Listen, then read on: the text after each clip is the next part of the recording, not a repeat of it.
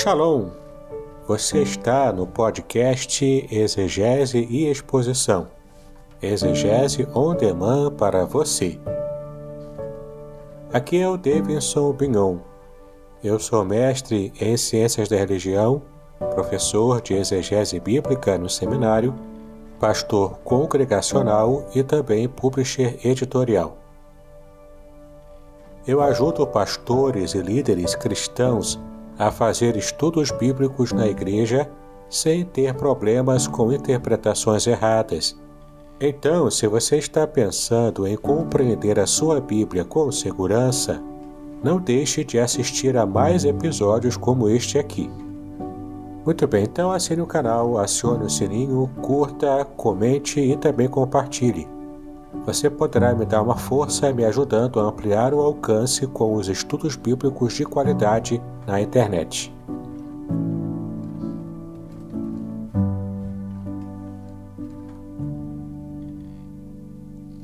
Olá pessoal, graça e paz a todos vocês. Aqui é o professor D'Angelo Lopes. Hoje temos uma live marcada. Temos um professor que vai nos instruir na questão do hebraico bíblico. Então estamos aí no aguardo do nosso querido pastor e professor Davidson Bignon. Tá? Vamos ver se ele já está a postos. Eu creio que sim.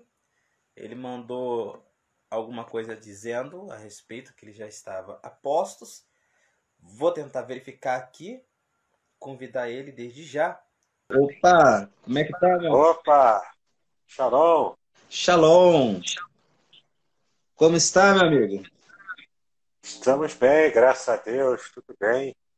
Estamos na preparação, né, para termos uma live abençoada. Já preparei tudo aqui, todo o setup, e estamos aí para colaborar. Perfeito, perfeito. Eu estava aqui procurando a gramática hebraica do nosso professor, do nosso querido amigo. Deixa eu ver se eu acho aqui. Do Rafael. Moré Rafael. Rafael Moré. Moré Rafael Ribeiro. Isso aí. Eu tenho uma gramática de hebraico dele. E Sim. não, né? E hoje, antes da gente falar um pouco sobre esse assunto, que é complexo, mas é gostoso. Eu acho que quando a pessoa aprende um pouco do hebraico, eu acho que ela vicia. Eu, por exemplo, eu não consigo mais estudar outra coisa. Para mim, a mentalidade hebraica, que o leque de opções, de recursos hermenêuticos que o hebraico te dá, é muito fascinante e nos comove muito. Bom, antes de falar um pouco sobre isso, eu queria que você se apresentasse, falasse aonde você mora, de qual ministério você é, né? Fala um pouquinho mais de você aí. Sim, eu sou o reverendo Davidson Bignon. Eu sou pastor auxiliar do pastor Hidauro Campos, da Igreja Congregacional de Niterói, aqui no Rio de Janeiro. E eu sou também professor de hebraico no Seminário Teológico Congregacional de Niterói.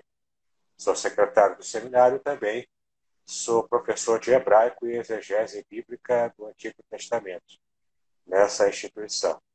Tenho livros publicados, eu tenho mestrado em Ciências da Religião, tenho vários livros publicados, inclusive esses dois aqui que eu separei para mostrar, que é esse livro aqui, Revelações Originais do Salmo 23, onde eu analiso palavra por palavra, versículo por versículo, do Salmo 23 na língua hebraica, tendo inclusive informações de contexto histórico, o que é bastante interessante, amplia muito a nossa visão do salmo mais conhecido da Bíblia, né, que é o Salmo 23. Também tem esse livro aqui publicado, que é, na verdade, a minha monografia de mestrado já publicada. O título comercial do livro é A Ética do Casamento Judaico. Nesse livro aqui eu analiso todas as questões bastante comuns do que a Bíblia fala, do que a Torá fala, tanto a Torá escrita quanto a Torá Shepialpé, que é a Torá oral, né? Aí vem o Talmud, e fala sobre casamento, tudo sobre algumas informações importantes sobre temas relacionados ao casamento, tudo de acordo com a cultura bíblica, com a cultura da Torá. Então, de fato, é um livro interessante. E ali eu parto de uma situação problemática na exegese, que é o casamento de Moisés com a mulher cuxita. E é interessante também que esse livro aqui, essa minha monografia de mestrado, o meu orientador foi o Moré Rafael Ribeiro. Ele que me orientou para escrever essa monografia e estou até esperando o novo contato dele para marcar, para eu poder estar juntamente com ele e a gente trocar algumas figurinhas também e rever, né, depois de muitos anos sem estar com ele. Domingo eu vou estar lá pregando. Se quiser aparecer lá, domingo eu vou pregar lá o culto da família. Vou estar pregando Ah, em legal. Filadélfia. É, domingo, infelizmente, quer dizer, não é infelizmente, né? Domingo eu tenho que estar na minha igreja, né? Porque eu Perfeito. trabalho lá como pastor auxiliar, aí é mais difícil sair. Mas é uma benção, pastor Rafael é uma benção. Com certeza. Ah, eu já esquecendo, eu também fiz parte da equipe de revisão da Bíblia de Estudo Michael Henry, que agora é publicado pela Sociedade Bíblica do Brasil. Legal. A Bíblia de Estudo Matthew Henry, você chegou a participar da revisão? A Bacana. equipe de revisão dos comentários. Sim, sim. Interessante. Bom, então já que a gente apresentou um pouco o nosso professor, e é uma pessoa que eu estou gostando muito de conhecer também, uma pessoa muito Essa amigável. é verdadeira. Amém, amém. Eu só espero conseguir achar esse seu livro aí. É só contigo que compra? Porque eu gostei do título do É, Salmo 23. pode comprar comigo, fazer contato, eu mando as informações, envio pelo correio, ou já que você mora aqui perto, eu moro aqui em São Gonçalo, no Rio de Janeiro, você pode vir aqui, pegar, a gente É. marca, toma um café. Eu não moro tão perto, né? Eu moro em Vassouras, sou da região sul-fluminense. Ah, Mas pensei que aí, você está não, eu cheguei a morar aí sem dois problema. anos. É, Eu morei aí dois ah, anos. Aí eu conheci o pastor Rafael, fui da igreja dele. E agora, de vez em quando, eu volto aí para pentelhar o Rafael um pouquinho mais, né? Porque é, pentelhar é comigo mesmo. é só Bom, mandar que a gente, só conversar, a gente manda pelo correio, sem problema. perfeito, perfeito. Então, vamos lá então.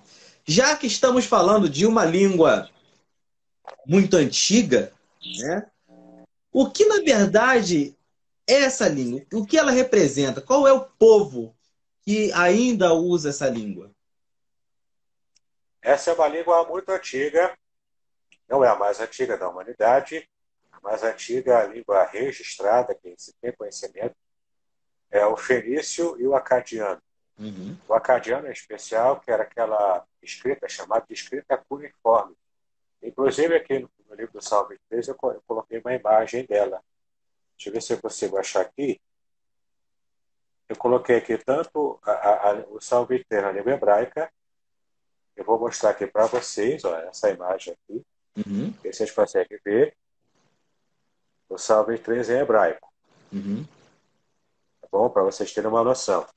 Aqui é o Salmo 23, como está no códice copiado à mão, chamado Códice Leningrado, que foi publicado, né, foi escrito à mão e foi achado nesse material feito por copistas lá na Idade Média, século XI e século XII.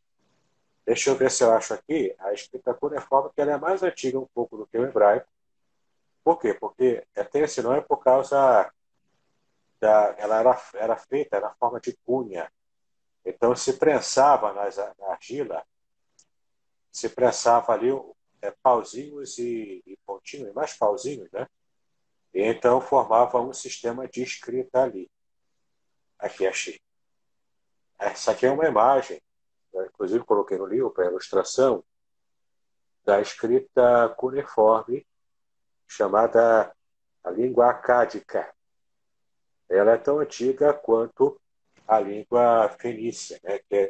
São, são os dois sistemas de escrita mais antigos que se tem conhecimento no mundo. O hebraico ele vem um pouco depois dessas escritas. O hebraico ele é a língua falada até hoje pelo povo de Israel. Se você for hoje a Israel, você vai encontrar o povo falando o hebraico moderno, Uhum. não o hebraico bíblico, né? Porque o hebraico ele teve várias fases. A primeira fase era o chamado de proto-hebraico, que era mais próximo desse período aqui do fenício e acadiano. Uhum. Aí depois, com a evolução, veio o hebraico bíblico, que já era o hebraico com essas formas, formato de letra que nós conhecemos hoje, e foi derivado do cativeiro babilônico, veio o hebraico bíblico nesse formato. Antes se escrevia, na época de Moisés, principalmente, se escrevia, mas não era com esse formato de letra, como nós conhecemos hoje. Era o formato de letra conhecido como proto-hebraico, que também era muito próximo de como eram os hieróglifos egípcios, porque o proto-hebraico é uma língua também que traz a ideia em forma de um desenho, e não letra por letra. O proto-hebraico era assim. Depois veio o hebraico bíblico, que aí já é mesmo por consoantes, se escreve da direita para a esquerda, e a leitura é em zigue-zague. Né? O povo às vezes se assusta quando começa a estudar, porque a leitura é em zigue-zague da direita para a esquerda. Mas depois, com o tempo, consegue se recuperar do susto, né? E pode realmente gostar do estudo da língua hebraica. Então, depois veio o hebraico medieval, com o grande rabino chamado Rashi, que tinha inclusive uma forma muito específica de se escrever e desenhar os caracteres hebraicos, e hoje existe o hebraico moderno. Esse hebraico medieval é também conhecido como hebraico rabínico. E hoje existe o hebraico moderno, que já não se escreve mais com aqueles pontinhos, né, embaixo, para poder fazer leitura em zigue-zague. Você apenas vê as consoantes escritas ali no jornal, na televisão, na internet, enfim. Essa língua hebraica ainda hoje é falada em Israel, depois dos esforços do movimento sionista, especialmente de um homem chamado David Ben-Gurion, que trouxe a ressurreição do desejo e da fala da língua hebraica depois de tantos anos, né, e séculos até, do povo judeu espalhado pelo. Sim, uma coisa interessante também, interessante, mas é ruim ao mesmo tempo. O hebraico sempre foi a língua mais menosprezada, assim, no que tange a teologia, né? Do período medieval até o período da Reforma, o latim sempre foi o mais estudado e também Primeiro o grego e depois o latim. o grego, né? O latim era a língua franca usada nas igrejas, então eles tinham que saber, né? Então, o hebraico ficava. Eu conheço vários grandes teólogos que não sabiam hebraico. Né? O próprio Aristóteles não, perdão, o próprio Tomás de Aquino não sabia hebraico direito. Ele sabia o básico, mas não sabia o hebraico direito. Então, ver um teólogo da magnitude de Tomás de Aquino não saber o hebraico é algo que a gente realmente, infelizmente, por um bom período, o hebraico foi muito menosprezado. E realmente, o que hoje a gente vê, essa crescente de homens apaixonados pelo hebraico, não somente querendo aprender, mas homens apaixonados pelo hebraico, que eu costumo dizer, porque eu não conheço um professor de hebraico que não seja apaixonado pelo hebraico. E Gostar muito. com certeza, com certeza. E uma coisa interessante também, já que a gente está falando dessa crescente do estudo do hebraico, qual é a importância de eu estudar esse idioma para minha edificação na leitura? O que isso vai agregar na minha vida? Faz muita diferença. O hebraico, assim como o grego para o Novo Testamento, agora, uma coisa interessante, né? Porque a gente está falando da língua hebraica. E o que a gente tem que estudar é para poder se aproximar do modo de compreensão inicial de como o povo recebeu, né, a mensagem dos profetas e o próprio texto de Moisés, na Torá, enfim, né? A gente precisa entender a língua, a cultura antiga, tanto de Israel quanto a cultura dos povos pagãos ao entorno de Israel. A gente precisa estudar para compreender. E quando a gente faz esse estudo, até mesmo alguns distanciamentos do mundo ocidental, em termos culturais, em termos de tempo, né, decorrido, e país também, né, de localidade geográfica, tudo isso a gente vai vencendo esse distanciamento para encontrar o coração do texto. Alguém já disse que uma tradução, ela informa, enquanto que a língua original, ela revela o que de fato está por trás. Isso vale tanto para o grego, no Novo Testamento, quanto para o hebraico, no que tange ao Antigo Testamento. Então, você consegue enxergar a Bíblia em 3D, saltando assim das páginas, para que você encontre segredos que só na língua portuguesa não há condições da gente perceber. Isso por um motivo muito simples. Em qualquer tradução, o tradutor pega lá um léxico da língua hebraica, por exemplo, e uma palavra simples e corriqueira na Bíblia, como a palavra traduzida em português, geralmente como alma, que é a palavra nefesh, em hebraico, ela pode, na verdade, ter uma gama, uma possibilidade assim, enorme de traduções. Porque o léxico ele permite ter essa família lexical, essa abrangência lexical. Então, nefesh pode ser alma, como geralmente é traduzida, pode também, dependendo do contexto, ter um sentido de espírito, ter um sentido de respiração. No caso, se ela se aproximar do sentido de espírito, ela funciona como uma espécie de sinônimo de ruach, que é espírito em hebraico. Mas se ela tiver o sentido de respiração, fôlego de vida, respiração, ela funciona como sinônimo de neshama, que é a palavra hebraica para fôlego de vida, para respiração. Então, você percebe que a palavra nefesh pode, inclusive, dependendo do contexto, veja só, ela pode ser traduzida como garganta, porque a palavra permite esse campo semântico, ela permite também ser traduzida como garganta. Então, você tem que conhecer a língua, tem que saber perceber o contexto do próprio texto, o contexto literário e o contexto histórico, para que você tenha uma noção muito clara do que está se tratando ali. E quando você consegue perceber isso, você começa a entender a dificuldade do tradutor. Pegar um termo como nefesh, ele vai ter que fazer uma análise dessa palavra em cada contexto que ele está traduzindo, para saber como vai traduzir. O que é bastante complicado, às vezes, né? Sim, com certeza. Outras palavras também, como Shekhinah, né, que alguns vão dizer que é glória, né? Eu prefiro tratar a glória como kavod, que eu acho que é o termo mais correto para glória, mas Shekhinah não está na escritura. Pelo menos Não, a gente conhece o termo, mas não se encontra na escritura. Aliás, eu programei para estrear amanhã, às 20 horas, a pregação que eu fiz lá na minha igreja sobre a Shekinah. E lá eu explico o que é, que eu posso dar uma palhinha aqui rápida. Sim. Shekinah vem de Shakon. Shakon é presença. Kavod é glória e também peso. Por isso que Paulo até se refere ao peso da glória, né? Porque Kavod em hebraico é glória. Embora, por exemplo, Paulo tenha escrito em grego, todos os escritores do Novo Testamento tenham escrito em grego, a mente deles era hebraica.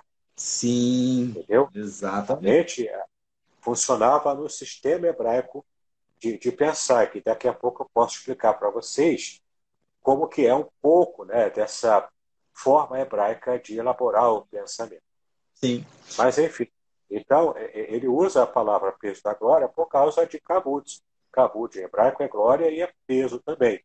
É aquela palavra que tem peso, que tem consistência, que tem substância. Então, a glória de Deus, ela tem esse peso. Ela não é uma coisa etérea, vazia. Ela tem peso.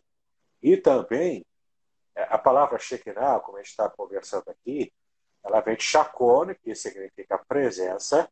Veja a palavra que também é raiz. É a palavra raiz que vem Mishkan, que significa tabernáculo, entendeu? E que também traz essa ideia da presença de Deus sendo revelada. Então, Shekinah não é propriamente glória, mas é a glória de Deus manifestada.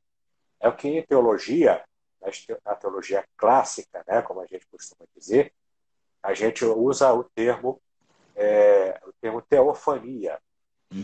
Em hebraico, a expressão é Shekinah, que não está na Bíblia, embora a Shekinah esteja lá, assim como a Trindade, né? A palavra Trindade não está na Bíblia, Sim, mas o mas sentido.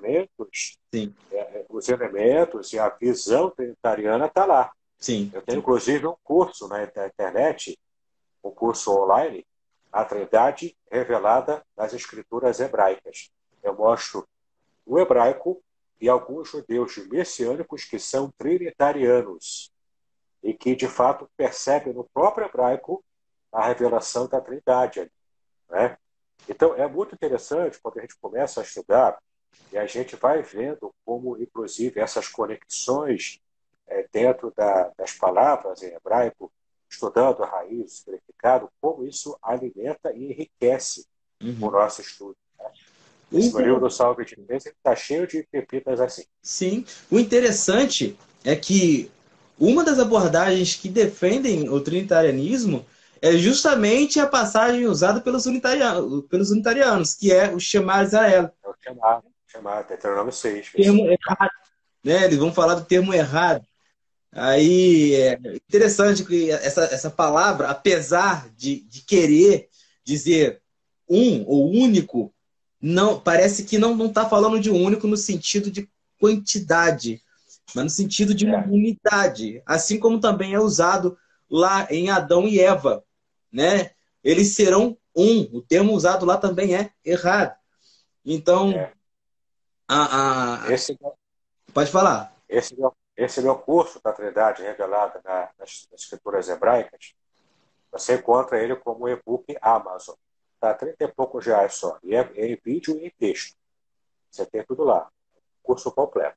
Eu explico sobre o Shema. Na Uhum. verdade, a compreensão judaica sobre o Shema, com essa visão de Deus sendo unitário, né, e indivisível, ele vem de uma interpretação de um rabino chamado Moshe Maimônides. Esse rabino da Idade Média, ele fez Nunca ouvi criou, falar. Maimônides, ele criou uma forma de interpretação que ele quando lê Errad, ele entende Yahid. Yahid quer dizer o numeral, Sim, entendeu? sim. E Errad significa único porque o contexto de Deuteronômio 6 fala justamente sobre Deus em comparação com os deuses pagãos. Uhum. Então ele é único, não há comparação a ele, como o povo de Israel às vezes tinha essa tendência de achar que podia comparar Deus com os deuses pagãos, né? Yahweh, Mas com aí os é uma deuses questão de pagãos. exclusividade e não de quantidade. Não é quantidade. E na Bíblia hebraica, ela revela em várias passagens várias figuras e apresentação trinitariana, inclusive.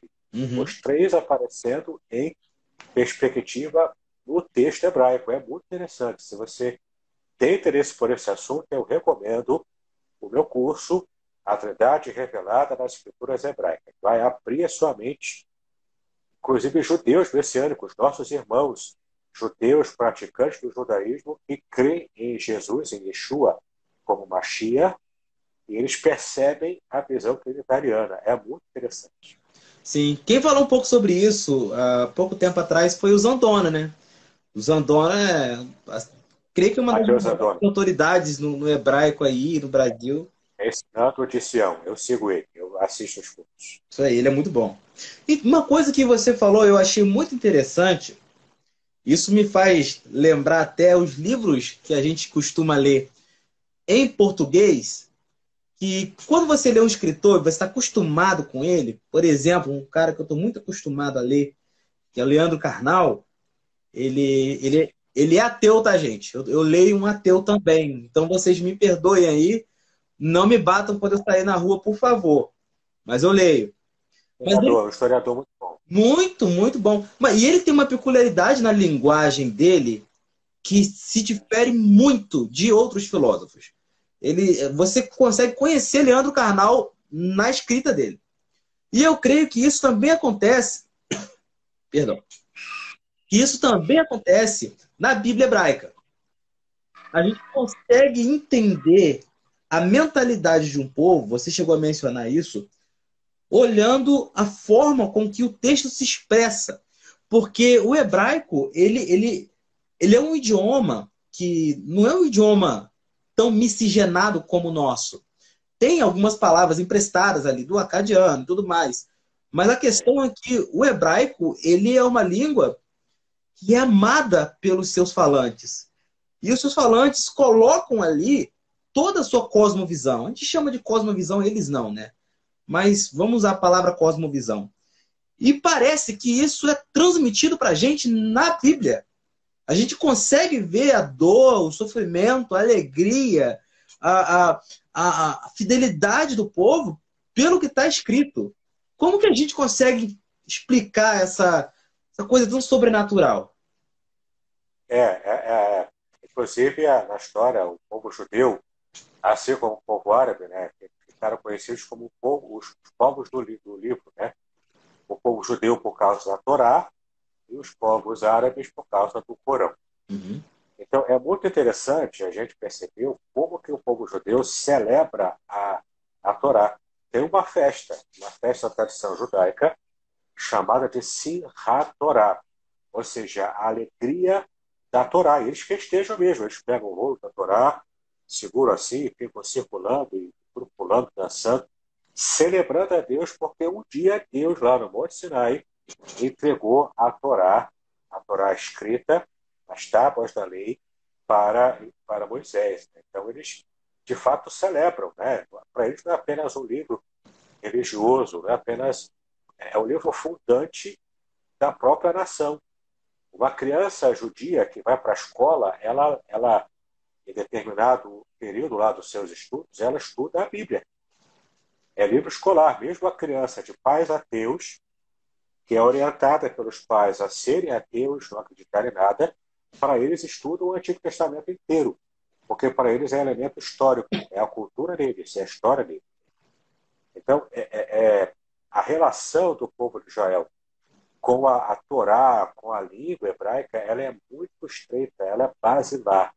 Sem a língua, sem a lei, o povo não subsistiria ao longo da história, sobrevivendo a tantos ao holocausto nazista, sobrevivendo à diáspora, né? Essa dispersão dos judeus pelo mundo, e desde 48, com a criação do Estado de Israel, eles estão fazendo aliar. Aos poucos, né, durante muitos anos, eles estão voltando para Israel, fazendo a aliar. Inclusive, os judeus aqui no Brasil e outros povos, todos voltaram para Israel. Esse era o sonho deles. Né? O hino nacional de Israel, Hatikvah, que significa a esperança.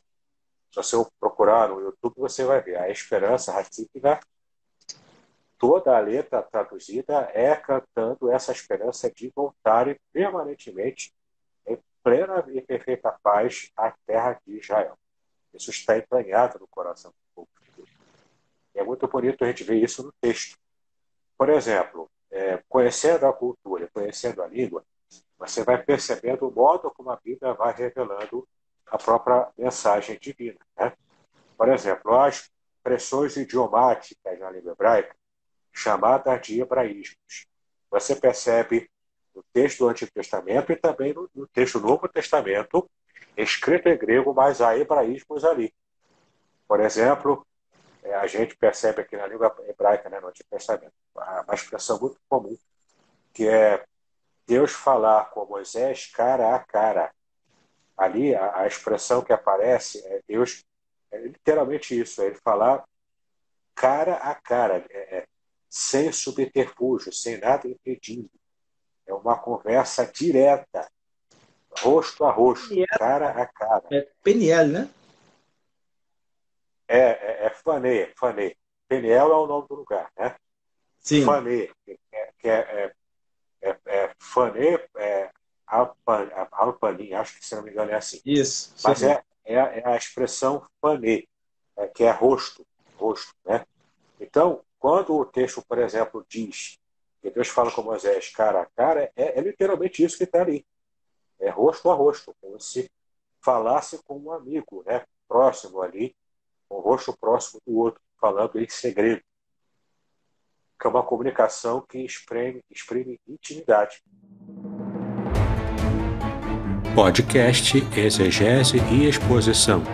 Exegese on demand para você.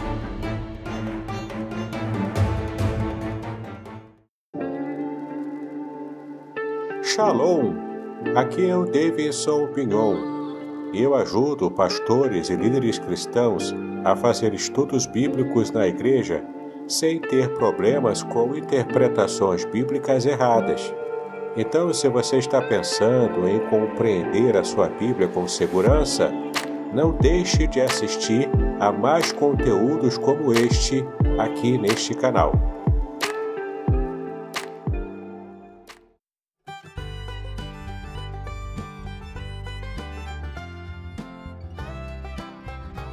Shalom! Este é o testemunho do professor Samuel Monteiro, do site Hebraico Pro.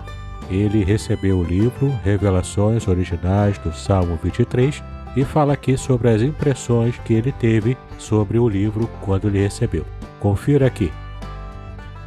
Mas, gente, pode comprar, tá? Sem medo de ser feliz. Ficou muito legal mesmo. Aqui embaixo tem o link para você comprar a versão digital. Mas se bem que, olha, gente, o livro tá tão da hora que eu recomendo você comprar a versão impressa, tá? Ele é muito legal, né? Porque por ele ser bem bonito mesmo, né? Tudo de material assim de bastante qualidade, né? O papel, né? E esse papel aqui é uma coisa de louco, eu nunca vi isso aqui, gente. O papel é macio, tá? Só você segurando pra você entender. Nunca vi um negócio desse. O papel por dentro também, de qualidade também. Então é um livro assim bem legal para você dar de presentes também, né? Tão bonito que tá, né? Eu já tinha visto no digital, né? Digital tá bonito, né? Mas impresso é outra coisa, né? E aí no impresso você vê o material também, né? Que foi impresso, né? Foi impressão de qualidade, tá tudo assim de muita qualidade, gente. Da hora, né?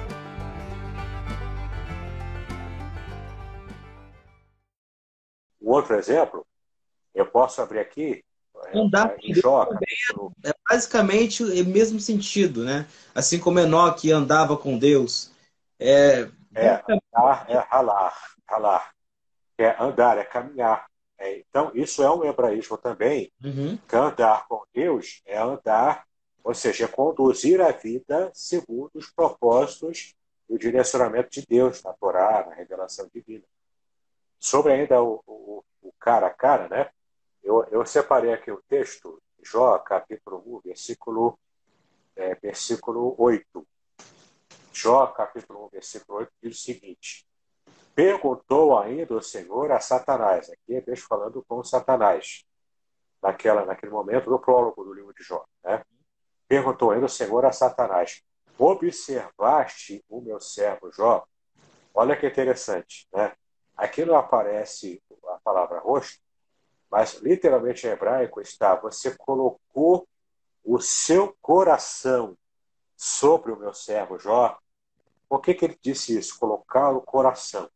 O coração, no hebraísmo, né, na língua hebraica, não significa o órgão que bombeia sangue, né? Fisicamente, o coração só serve para bombear sangue. Mas quando o texto fala em coração, o contexto vai dizer que ele se refere ao íntimo do ser da pessoa. A pessoa das suas entranhas, do seu íntimo, naquilo que é mais interior, né, da vida da pessoa. Interior no sentido de envolver emoções, envolver tudo. Vontade própria, né? É o ser na sua mais perfeita intimidade. Então, você colocou o seu coração acima do meu servo Jó, ou seja, você percebeu com o seu coração como que o meu servo Jó ele é fiel. Por quê? Porque na tradição, tanto cristã quanto judaica, Satanás era um anjo que se rebelou contra Deus. Ele servia a Deus na beleza lá no céu. E de repente, algo acontece, a gente não sabe se foi de fato de repente ou se foi uma progressão. Talvez provavelmente uma progressão, né? E ele foi se deixando envolver pela soberba, pelo orgulho, pela paixão por si próprio, né? Pela sua própria beleza, e talvez até ciúmes da humanidade. Por causa disso, Satanás foi se corrompendo. Então, ele deixou de ter o coração como estava aqui sendo atestado que era o coração de Jó. Por isso que Deus coloca isso, literalmente em hebraico, que é uma forma hebraica, né, de se referir ao hebraísmo, mostrando para a gente o seguinte, é um segredo que tem no texto ali, de que Deus estava usando Jó para confrontar o próprio Satanás, daquilo que ele havia feito lá atrás, da sua rebelião. Entende? Então, é interessante a gente perceber esses detalhes quando a gente vê o texto no original. A língua portuguesa não dá para a gente esse tipo de informação. Sim. É só a língua original. Interessante. Antes de falar um pouco mais sobre hebraico, queria trazer um esclarecimento aqui, e você pode até agregar também, claro. A moça me perguntou aqui agora, que estou usando outro celular aqui também, se você consegue entender a Bíblia hebraica, quem fala hebraico. Olha, ao meu ver, não. Você consegue sim entender coisas da redenção, a questão do evangelho, você consegue sim contemplar isso, porque o Espírito Santo é misericordioso e ele vai te levar até a compreensão que se deve. Entendemos também que há outros recursos além do hebraico. Sabe por quê? Porque nem todo judeu está certo. E todo judeu fala bem hebraico. Então não é bem assim que funciona. A questão existem recursos como gêneros textuais, estrutura de texto, delimitação textual, várias coisas que podemos fazer, hermeneuticamente falando, que pode nos auxiliar. A questão do hebraico é um complemento, e eu creio que seja um dos mais importantes para a gente entender a mentalidade daquele que escreve. Então, você aí que acha que só falando hebraico ou só falando grego que vai entender, não é bem assim. Mas se você quer ir a águas profundas, se você quer pensar um pouco mais, subir o degrau um cadinho mais, ainda que corra o risco de cair, aprenda o hebraico e aprenda o grego. E, se possível for, aprenda outros idiomas também. Esse aí que eu queria... O latim também é importante. O latim também é importante para pegar a Vulgata, né? Que é uma das primeiras traduções também do mundo. Sim. Eu sou sem vergonha, porque eu não sei o latim, não. O latim eu não sei. Eu conheço muito pouco, Eu quis me especializar mesmo mais em hebraico. Sim. Uma pergunta que eu queria te fazer. Uma pergunta que eu queria te fazer, mas eu queria te fazer essa pergunta mais para tacar fogo no parquinho mesmo, para animar o negócio. Vamos lá. Lá em Hebreus 6, Gênesis 6, Gênesis 6. Isso, onde fala do termo Benei Ha Elohim, né? Os filhos de Deus. De Deus, né? Que é o mesmo termo usado lá em Jó, né? Também é Benei Ha Elohim. Bom, sim. Eu não queria focar no termo Nefilim, que é o termo que todo mundo foca ali para falar dos gigantes e tudo mais. Eu queria que você desse sua opinião, né? Você deve saber das intrigas da oposição que há nesse texto aí, né? Nas briguinhas que há aí. Bom, o que você acha que é esse termo? Quem são esses sem vergonha aí, esses filhos de Deus aí? Eu sou sem vergonha, não. Sem vergonha são as filhas dos homens. Pois acho que são sem vergonha. Então, os filhos de Deus, realmente o contexto é que sempre define, contexto literário em geral, e só quando ele não dá pistas é que você vai buscar o contexto mais geral da Bíblia. Mas, em geral, o contexto literário mais imediato, ele é que define o tipo de compreensão que você precisa ter. Se você vai nessa vibe, você consegue matar essa charada sem grandes dificuldades. Mas eu vou explicar agora quais são as duas principais, tem mais, mas as duas principais vertentes de interpretação para para a identificação desses filhos de Deus, os Bnei Elohim, né? Bnei Elohim.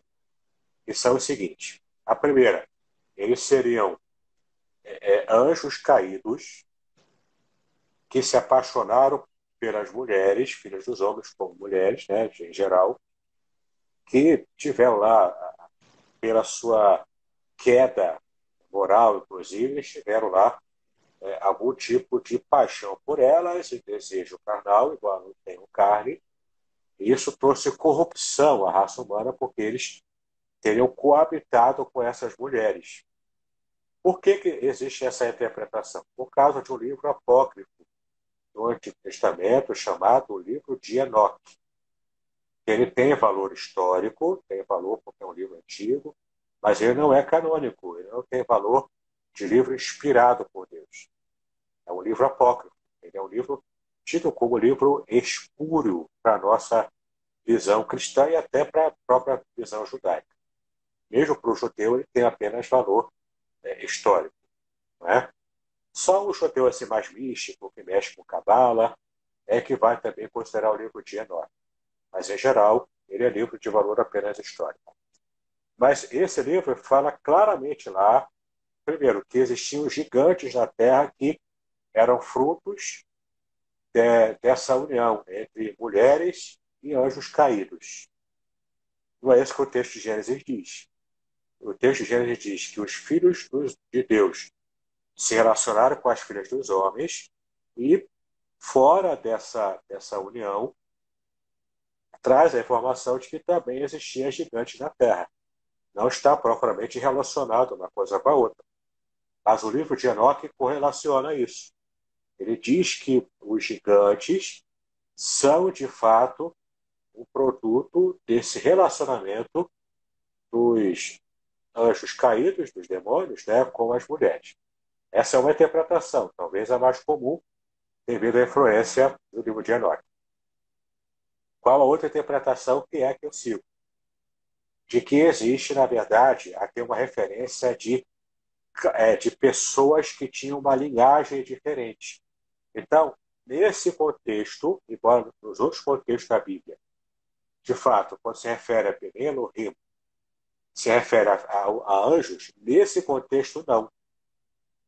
Nesse contexto, os filhos de Deus seriam os descendentes de Sete, que era ainda uma linhagem que amava e servia a Deus, em detrimento às outras linhagens, que são os descendentes de Caim, que, entre eles, né, os vários povos, né, que se derivaram dessa descendência de Caim, aquele que matou Abel, né, e eles, de fato, estavam se dedicando à impiedade, à maldade.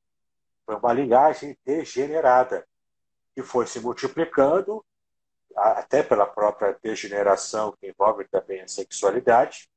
Eles foram se multiplicando nessa cultura da impiedade e foi, portanto, gerando aquele mal-estar e aquela situação para toda a humanidade conhecida e habitada aqui naquele espaço terrestre, para que depois dessa corrupção geral do ser humano, produzisse em Deus esse sentimento. Depois eu posso falar sobre ele. Inclusive, eu tenho um vídeo só sobre isso, 2 vídeos, aliás, no meu canal do YouTube, sobre um estudo sobre isso. Como que o texto hebraico traz esse tipo de reação divina, que na nossa versão diz que se arrependeu Deus, né? Ali tem um mistério ali no hebraico, para que a gente entenda o que levou Deus a produzir o dilúvio, devido à corrupção inteira da raça humana, da linhagem de Caim, que também corrompeu a linhagem de Sete, que era uma linhagem mais dedicada a Deus. E essa corrupção engoliu, inclusive, a linhagem de Sete, corrompendo o ser humano como um todo, a ponto de sobrar apenas Noé. Agora, é muito interessante também a gente perceber por que eu dou ênfase a essa interpretação? Por causa do capítulo 5, o capítulo imediatamente anterior. O capítulo 5 fala dessas 2 linhagens, Sete e Caim. E logo no capítulo 6, fala da degeneração. Portanto, faz todo sentido casa perfeitamente com o contexto imediato da passagem. Portanto, na minha percepção, tá, é a linhagem de Sete sendo também corrompida como último bastião de linhagem de alguém, de uma linhagem que servia a Deus, que amava a Deus, e agora foi corrompida pelos descendentes de Caim, que seriam os filhos dos homens, né? As mulheres promíscuas da descendência de Caim. E isso, então, criou a corrupção geral a ponto de sobrar apenas Noé, e por causa de Noé, e aliás tem um trocadilho interessante no hebraico, se você não ver no português também. A palavra hebraica para graça é ren, que se escreve com duas letras, a letra het e a letra nun no final. E a palavra hebraica para o nome de Noé é Noah, que é primeiro a letra nun, que é a última letra de ren, né? É a letra nun e depois a letra het. Então, há um espelhamento. Graça e Noé são duas palavras que estão espelhadas uma com a outra. Isso, para a mentalidade judaica, isso também tem valor interpretativo. Para a gente, não tanto. Para a gente é mais uma curiosidade. Mas na mente hebraica, isso tem valor interpretativo também. O fato de graça e Noé, naquele texto que diz, né, Gênesis 6 mesmo, que Deus achou graça na vida de Noé, porque isso, né, tem esse espelhamento. É muito interessante a gente perceber isso. Agora, uma coisa que é interessante, que eu estava lendo no livro chamado Genesis Unbound, do John Taylor Hammer, talvez você conheça, um dos maiores teólogos do Antigo Testamento do mundo. Ele vai dizer que essa análise mais comum da questão do Toledot, né, a sua interpretação é vinda do Toledot, que é a minha também. Eu creio que a nossa leitura deve ser através dos Toledot, né, que são as gerações dele. Os blocos de texto marcados textualmente por Toledot, que são as gerações, né? Isso aí, isso aí. Então eu interpreto dessa forma também. Agora ele vai dizer o seguinte: de acordo com documentos antigos, como a Epopeia de Gilgamesh e outra, a Epopeia de Atrahasis, vai dizer que os filhos de Deus, no caso, filhos dos deuses, também eram chamados os grandes governantes, né? Os grandes reis daquela época. Se não me falhe engano, se ele estiver me assistindo aí, ele pode me corrigir. Mas o nosso amigo Moré, ele crê dessa forma. Ele crê que os filhos de Deus são os grandes governantes. Eu acho interessante, acho mais viável do que ser anjos, né? Acho mais viável. Claro. Mas eu ainda não consigo contemplar dessa forma, justamente por causa dos toledotes, que eu creio que é a forma mais adequada a aplicar ali, na leitura. Como eu disse, né? A minha ideia, o contexto do capítulo 5 é determinante para a gente entender essa questão, né, dos filhos de Deus e as filhas dos homens. Antes da gente continuar, deixa eu dar as boas-vindas aí a todo mundo que está nos assistindo. Cláudio Caetano, Anderson também entrou aí. Deixa eu ver, estou deixando vocês de lado. Desculpa, gente. Gleidson Queiroz. Mais quem? Mais quem? Se eu não ver todo mundo seja bem-vindo. Que Deus abençoe a cada um rica e abundantemente. Tá? Espero que estejam gostando aí dessa grande aula que estamos tendo. Eu sou professor. Vocês aí, meus alunos que estiverem assistindo, vocês acham que eu sei hebraico? Agora vocês estão vendo o que é saber hebraico. Tá? A gente está sempre aprendendo, todo mundo, né? Eu estou começando agora, depois de ouvir esse cara aí.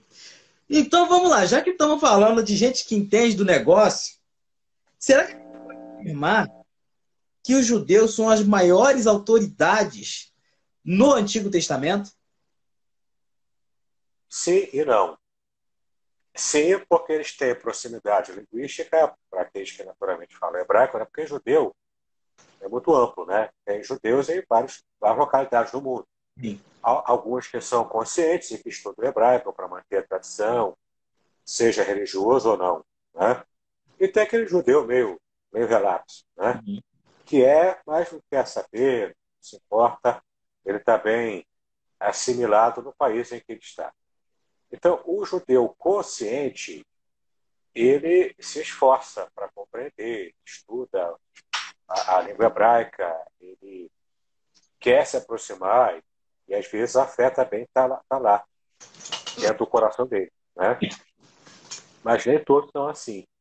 Então, por isso que sim e não, né? Porque eles têm essa proximidade natural pela cultura, pela língua, né? E, ao mesmo tempo, eles estudam, ainda que secularmente, estudam nas escolas, desde criança, a Bíblia como um fator cultural. Agora, aquele judeu mais relapso, aquele judeu menos afeito a essas questões, né? Menos consciente, digamos assim, ele simplesmente segue a vida e não tem essa proximidade toda, não. E às vezes a gente tem essa ideia de que todo judeu é tudo igual, não é? Não é. Assim como existem várias comunidades evangélicas, né? E se associar, você é pastor, então você é da igreja, não vou nem falar para não criar problema, mas você é igual a igreja tal lá. E eu fico bravo com isso, entendeu? Porque eu não quero estar associado a determinadas igrejas, né? A determinados ministérios. Também, o judeu também tem judeu para tudo quanto é gosto. Né? E tem várias opiniões divergentes. É até uma piada recorrente entre o judaísmo de que se no ambiente tem 5 judeus, existem 6 opiniões diferentes. Sem dúvida, sem dúvida. E o interessante é que desde o período do Segundo Templo, da época de Jesus, essa fragmentação religiosa já existia. Já existiam os fariseus, os saduceus, aqueles que acreditavam em ressurreição, aqueles que nem acreditavam em anjos. Então, o que mais tinha ali era a galera fragmentada. Então, se a galera acha que o povo judeu aí é unido, não é uma teologia só. Não, não é assim não. O negócio o buraco é mais embaixo. Um pouquinho. Tem até judeu hoje que acredita em reencarnação, aí mistura com Cabala, mistura com as influências medievais. Inclusive, até antes da Idade Média, né, o platonismo entrou forte no judaísmo, com Moshe Maimônides. Sim, então, a mistura. Maimônides, tem um documento de Maimônides dizendo que ele acreditava em, não sei se é verídico ou não, mas diz que ele acreditava em reencarnação. Tem judeu hoje que crê na reencarnação, todos esses que seguem os escritos do Zohar, né, que é a Cabala judaica, que é a parte esotérica do judaísmo posterior, né, aos tempos bíblicos. Isso já é uma herança da Idade Média. Então, assim, tem judeu para tudo quanto é jeito. Você tem até judeu messiânico que crê na Trindade, como eu expliquei aqui, né? Então tem até judeu neopentecostal também, né? A gente lutou tanto para não falar o nome, eu acabei que eu falei aqui, mas deixa para lá, tudo bem. Vamos seguir a vida aí. Pois é. Vamos para uma pergunta aqui, já que toda vez que eu ensino esse tema, tanto nas aulas online quanto na aula presencial, o pessoal fala, por que usar esse termo difícil, né? Hermenêutica, exegese, que troço difícil, por que não fala interpretação, ó? Assim, o objetivo da hermenêutica, apesar de não parecer, é facilitar o caminho, né? Com certeza. Agora, o que o hebraico ele pode nos auxiliar na questão hermenêutica? Linguisticamente já sabemos, né, que transmite a mentalidade hebraica, os hebraísmos e tudo mais. Agora, numa questão mais genérica, né, vamos dizer aqui de estrutura textual, de gênero textual, em que o hebraico pode me auxiliar na hora da interpretação? Muita coisa. O hebraico ele vai te dar elementos para você poder entender o que está escrito ali, naquilo, como os receptores originais da mensagem receberam, ou se não exatamente igual, pelo menos muito próximo disso. Então, por exemplo, é muito comum as escolas de alegorização que são que fazem parte da nossa história, né, a história cristã, que é praticamente um fruto do pensamento ocidental. E aí tinha a escola lá de alegorização que procurava alegorizar tudo, né? Dentro do próprio judaísmo, sem falar de cristianismo ainda, isso é muito antigo, já existiam as escolas de Shammai, né? E o outro nome que eu esqueci é de quem? É de Ilhéu. Hillel, isso aí. Hillel e Shammai, Isso. que já existia ali uma divergência de interpretação, Sem dúvida. entendeu? Já existia, isso é coisa antiga. Dentro do próprio judaísmo, o judaísmo, inclusive, bíblico, quer dizer, um pouco depois da época do Antigo Testamento, já no Novo Testamento já tinha. Já tinha tanto a escola de Hillel e Shammai, quanto também tinha o método de exegese, que mais tarde se tornou o método de exegese rabínica. Não sei se você já ouviu falar, que é o método Pardes. Pardes, em hebraico, significa a fruta, né? A árvore de macieira. Uhum. Significa macieira. E é uma regra para se lembrar dos passos da exegese rabínica, né? Que é Pshat, Remesh, Trash, e o final, que é o mais abrangente de todos, que é o Sod. Uhum. Então, lembrando a palavra Pardes, você vai então se lembrar das fases de interpretação rabínica. A primeira fase, que é a fase Pshat, é a leitura mais comum, a leitura mais simples, sem muita elaboração interpretativa. É o que está lá, você entende intelectivamente o que está escrito no texto. Não tem muito o que elaborar a partir disso. Esse é o Pshat, é o nível Pshat de leitura e entendimento. Depois vem o nível Remes. O Remes é quando você já começa a perceber linguagem figurada.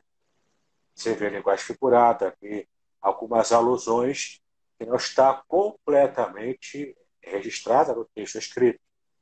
Depois vem o método Drash, que é um método um pouco mais elaborado, que é quando você vai fazer conexões de palavras-chave, de outras passagens da Bíblia.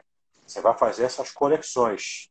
Por isso, Drash, é que vem a palavra Midrash, que são essas conexões que ajudam o judeu a poder estar interpretando e entendendo o que o texto diz na sua mensagem.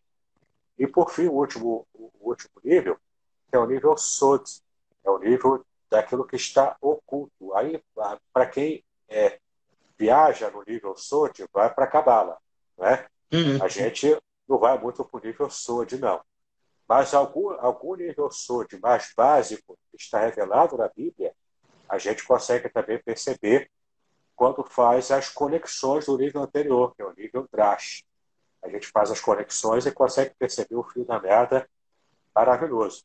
Eu coloquei, inclusive, para estrear no meu canal, uma pregação, essa que eu fiz sobre a Shekinah.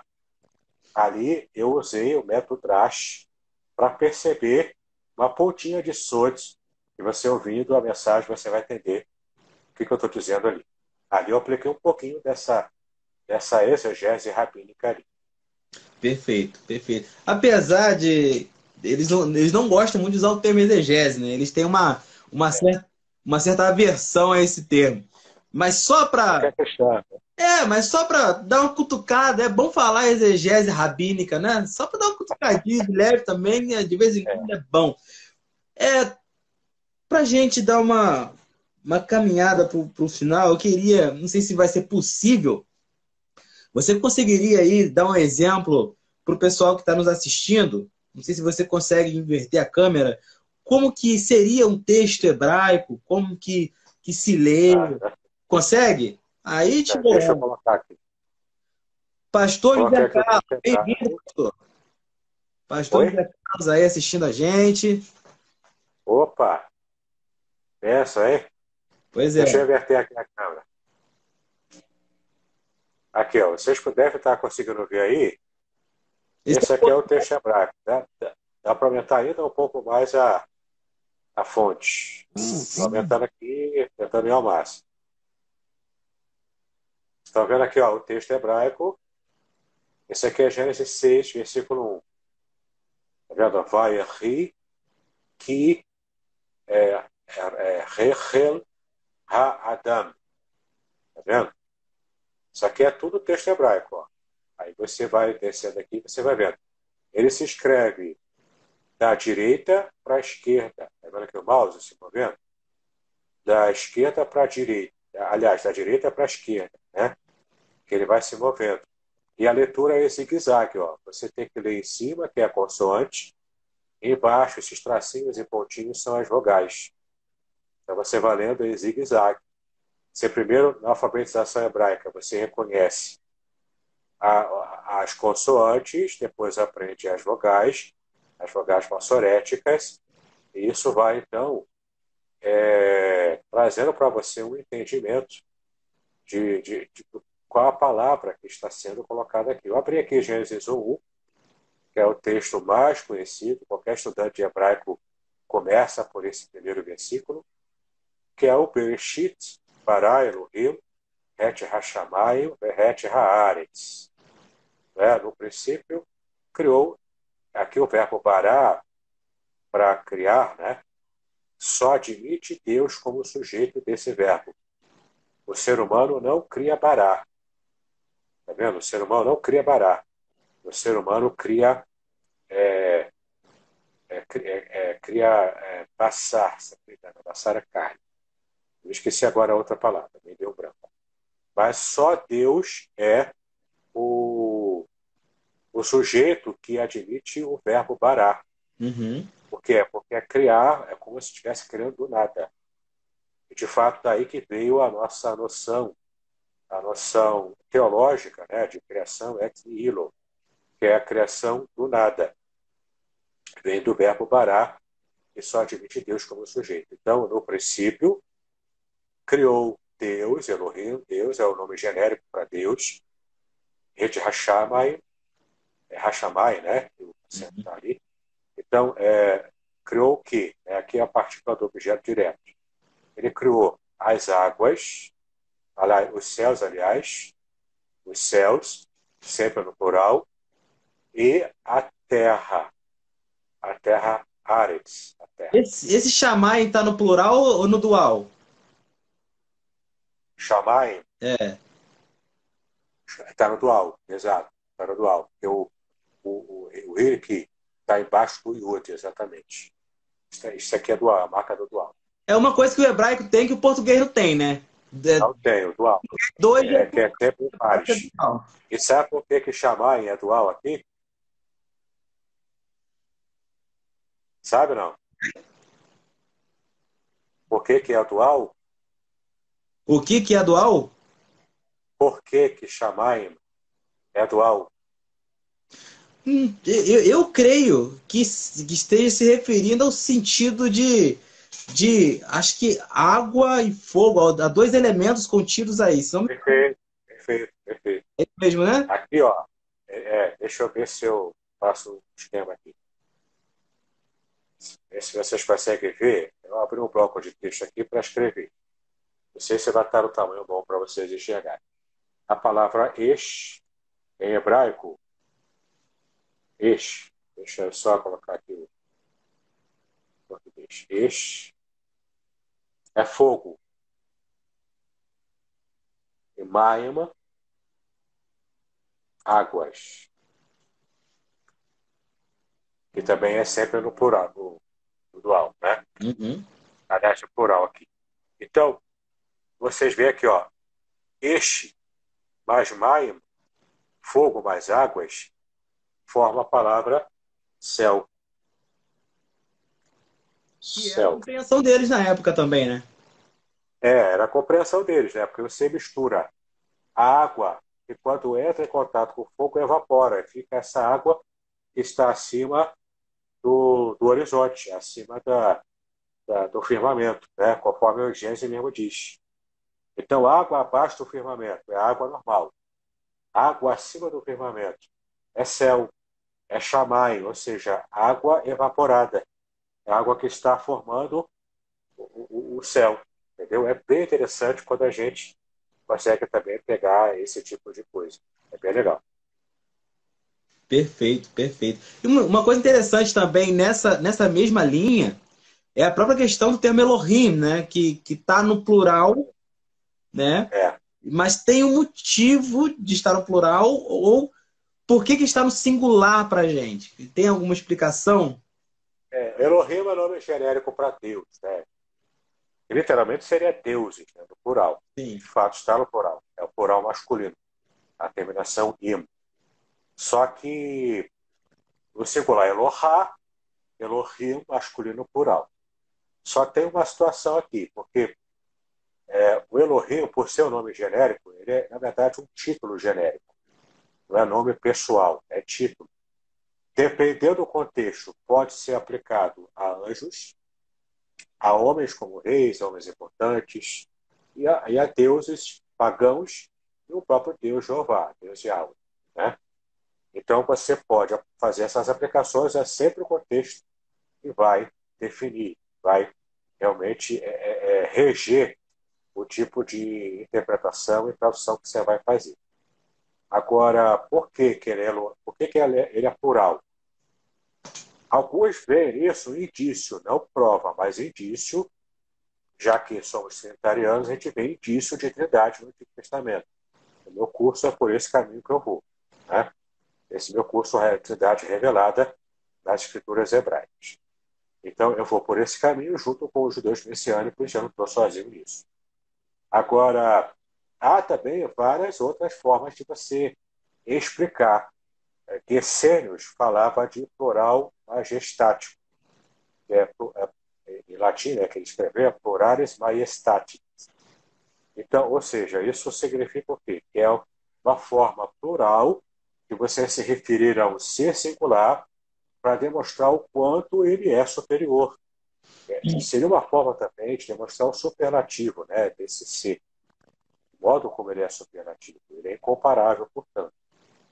É uma interpretação também. Geralmente é por esse caminho que o judeu mais ortodoxo, o unitarista, vai explicar. Uhum. Mas no curso eu explico lá direitinho, tem elementos ali que podem deixar o unitarista, como um amigo meu diria, né, mastigando o migal, sem saber exatamente como explicar esses elementos que eu levanto ali no curso. É bem interessante. Você acha que também pode ter uma questão gramatical, como a questão do verbo estar no singular e acaba tornando o sujeito também singular devido ao verbo estar no singular?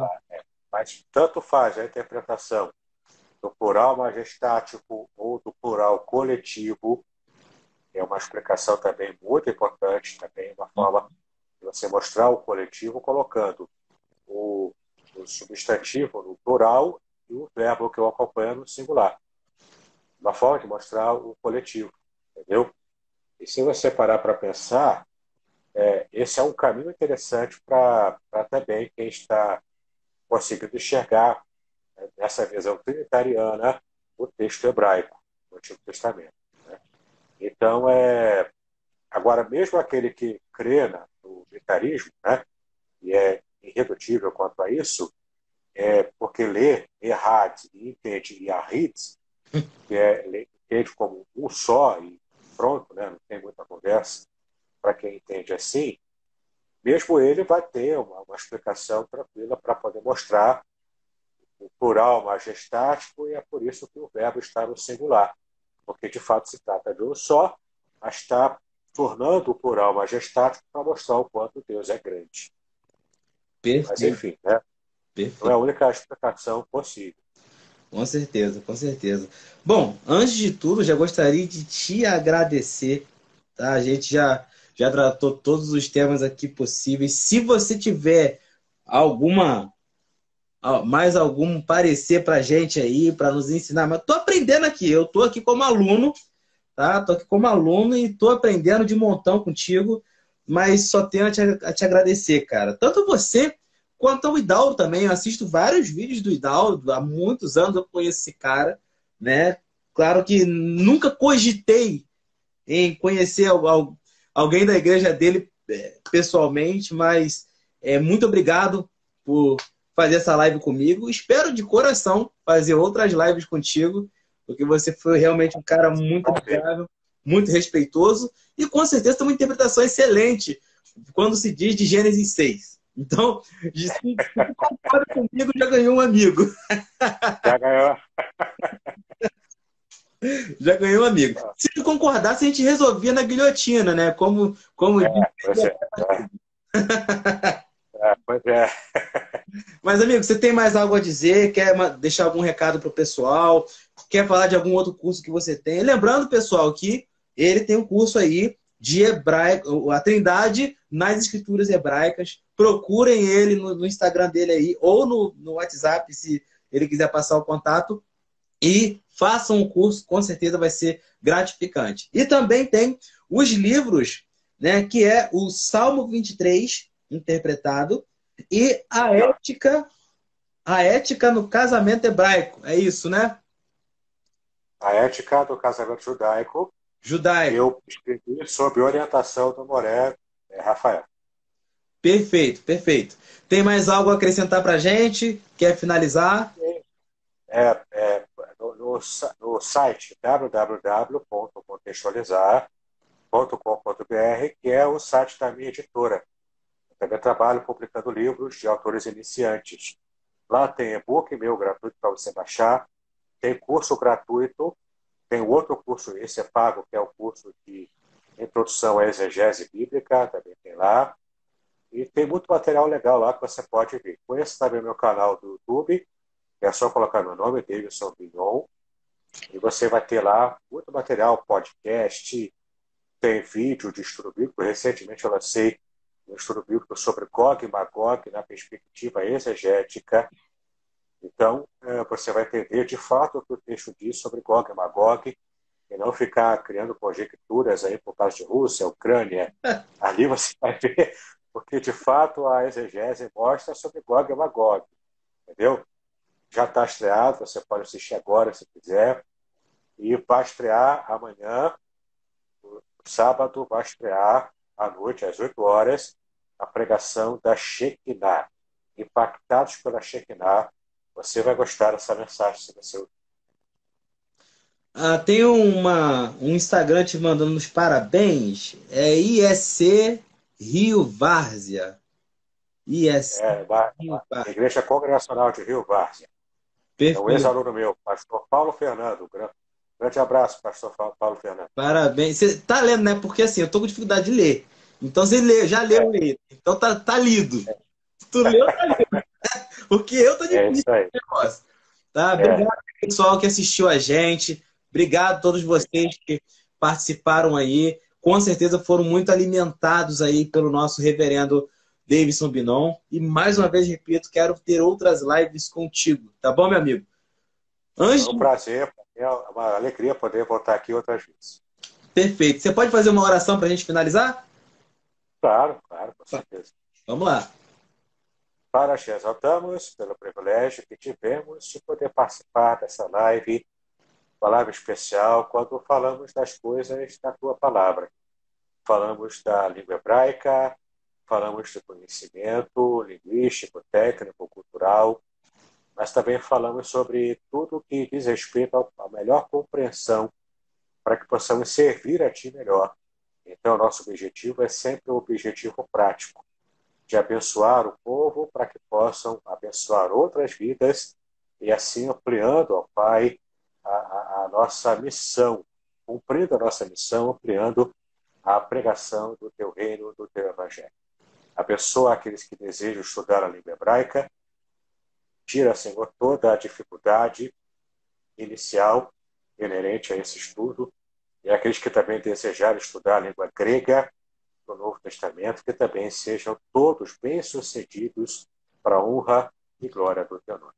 Abençoa o Teu Filho, Senhor, esse projeto também especial de teologia clássica, que ele possa, Pai, alcançar grandes engajamentos e crescer como esse canal, esse perfil no Instagram, e que ele possa, ó Deus, continuar abençoando muitas vidas também.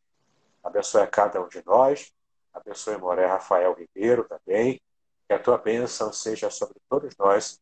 Assim te agradecemos em nome de Jesus, hoje para todos sempre. Amém. Amém. Amigo, mais uma vez, obrigado, tá? Deus abençoe você, sua família, seu ministério. Um abraço para todo mundo aí. Foi um prazer. Shalom. Leitraúdes. Shalom.